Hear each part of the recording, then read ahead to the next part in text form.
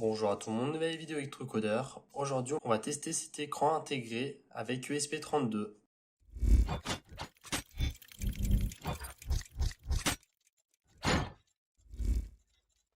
Donc, il existe des cartes de développement ESP32 avec des écrans qui sont intégrés dessus. Donc, dans cette carte-là, on a un écran 2,8 pouces. Il est 9341. Donc, cet écran, on va pouvoir afficher des choses et il possède même la fonction tactile.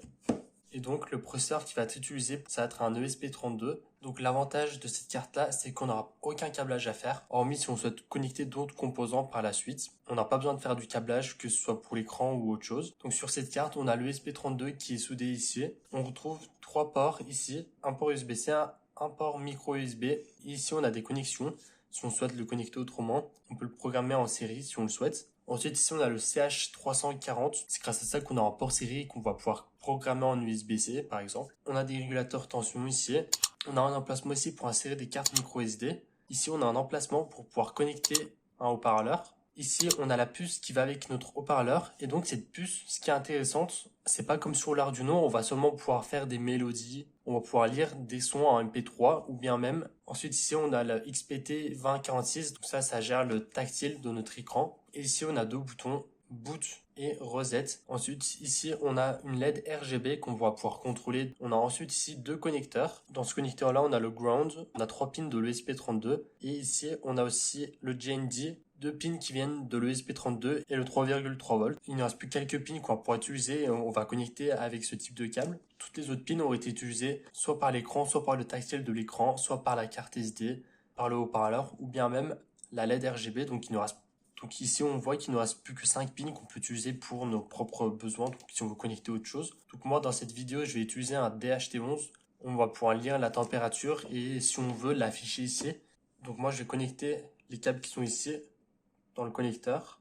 Le câble qui est tout à gauche ici, c'est le 3,3 volts. Donc je connecte à la pin 3,3 volts de mon DHT11. Le câble noir ici, c'est le câble ground, donc celui qui est tout à droite. Celui qui est juste à gauche du ground, c'est le câble signal. Donc avec ça, ensuite, dans le programme, si on sélectionne bien GPIO 22, donc là, on va pouvoir connecter notre câble USB-C et programmer notre carte.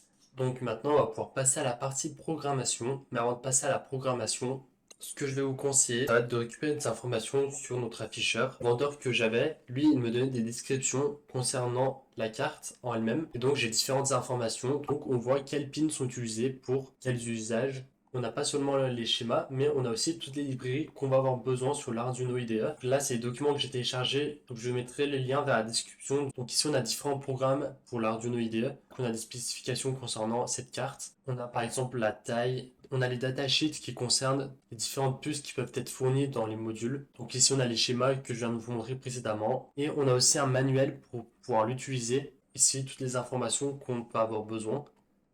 Donc dans Demo Arduino, on a la librairie qu'on peut utiliser avec les programmes qui nous sont fournis. Donc tout d'abord, on va tester un programme Hello World qui sera tout basique. J'avais déjà téléchargé les cartes ESP32, mais si ce n'est pas fait, je vous conseille de les télécharger, vous en aurez besoin par la suite. Ensuite, dans Outils, on sélectionne type de carte, ESP32 Arduino, et on sélectionne la carte qui correspond.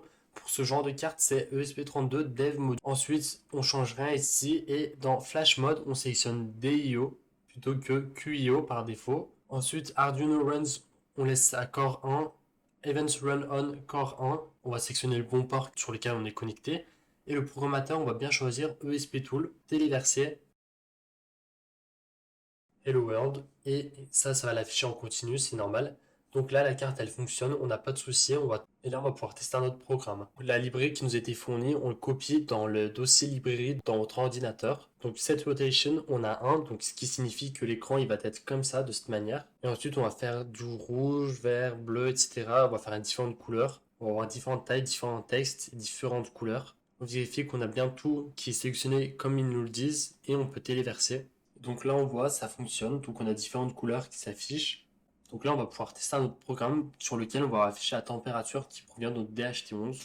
Et donc, juste avant qu'on aille regarder le contenu du programme, ce que je peux vous donner comme autre conseil, c'est toujours, une fois que vous avez une librairie, c'est d'aller dans les fichiers .cpp, .h et de regarder leur contenu. Et vous verrez qu'il y a bien Et vous verrez que dans les exemples qu'on a, on n'utilise jamais toutes les fonctions qu'on peut utiliser. On a toujours des fonctions ici en plus qu'on peut utiliser ensuite. On voit qu'on pourra faire par exemple tracer des rectangles, etc. Et ça, c'est des détails qu'on ne connaît pas forcément. Donc maintenant, pour regarder le contenu du programme, donc on inclut dht.h. dht.h, c'est une librairie que j'avais déjà utilisée pour lire la température. Donc ça, c'est la bibliothèque qu'on peut utiliser avec cette carte. C'est la bibliothèque qu'on peut utiliser avec cette carte de développement. Ensuite, la pin DHT, on est à 22. Le type, c'est un DHT11, donc je laisse DHT11. Donc on sera sur ce format-là encore. Et invert display, je vous expliquer dans quelques instants à quoi ça correspond. Pour l'instant, je peux laisser en commentaire. Et donc, ce qui se passe ici, on récupère l'humidité, la température. Et ici, on dit qu'on va écrire avec la couleur vert. Et on va écrire un nombre flottant, donc T qui correspond à la température.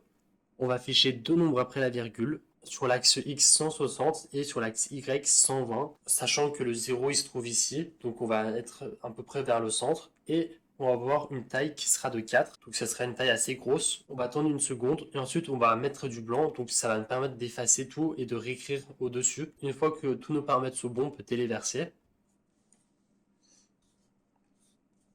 On lit qu'il y a 23,90 degrés, mais vous avez peut-être remarqué, ici on a sélectionné la couleur vert, et on a sélectionné du blanc, mais on se retrouve avec un fond qui est noir. Donc on voit bien qu'il y a un souci.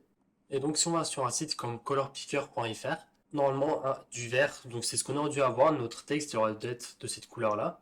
Mais si on regarde l'inverse de la couleur verte, donc ça correspond à peu près au rose qu'on a sur notre écran. C'est-à-dire que notre écran, au lieu de faire du vert, il fait son opposé. Et le blanc, qui devrait être les trois couleurs allumées, en réalité c'est les trois couleurs éteintes. Donc on se retrouve avec un fond noir, ce qui est normal, mais l'écran affiche à l'envers. Et si dans votre cas aussi votre écran il affiche les couleurs à l'envers, faites tft.invertDisplay1, donc ça veut dire qu'on souhaite inverser les couleurs qu'on a actuellement. On va se retrouver avec les couleurs qu'on veut réellement avoir, donc là on peut retéléverser le programme. Donc on a 24,10 degrés. Et donc là, si je viens toucher avec mon doigt, on va pouvoir augmenter cette température, ce qui est normal. Et chaque seconde, on a un rafraîchissement, donc ça permet à notre écran de pouvoir réécrire au-dessus sans que ça fasse un affichage assez mauvais. Et donc là, on a la température qui augmente, c'est tout à fait normal. Et on a les couleurs qu'on a définies. Donc la fonction InvertDisplay, je ne savais pas qu'il y a une fonction pareille, mais le fait d'aller voir dans le fichier .cpp et le fichier .h, ça m'a permis de voir qu'on avait bien une fonction comme ça, et donc ça m'a permis d'utiliser et de pouvoir afficher réellement les couleurs que je voulais. Comme vous aurez vu ici, on a énormément de programmes qu'on peut tester, qui nous sont fournis. On peut prendre des fichiers .ino et les tester. Moi, c'était juste pour vous expliquer un peu le fonctionnement. Donc j'espère que cette vidéo vous a plu. Si c'est le cas, vous pouvez vous abonner, liker, partager et commenter. C'était Electrocodeur. Ciao!